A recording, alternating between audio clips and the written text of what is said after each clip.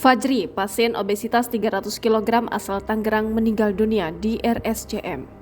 Sempat viral, pria berbobot 300 kg bernama Muhammad Fajri meninggal dunia pada Kamis 22 Juni 2023 dini hari.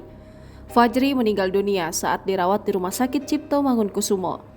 Dirut RSCM, Lis Dina Astuti mengatakan, Fajri meninggal dunia pada Kamis 22 Juni 2023 dini hari sekitar pukul 1.25 waktu Indonesia Barat di RSCM. Diketahui Fajri dirujuk ke RSCM pada Jumat 9 Juni 2023 malam.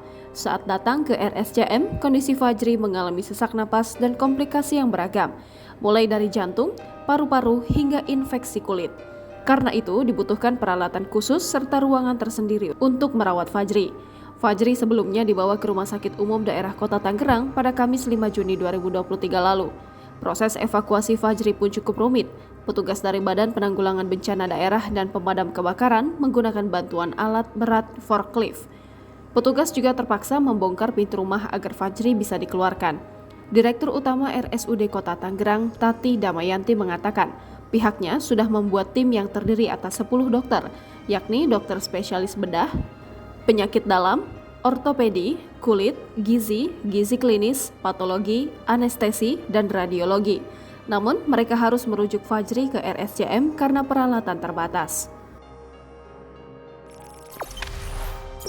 Jangan lupa subscribe, share, komen, dan like ya!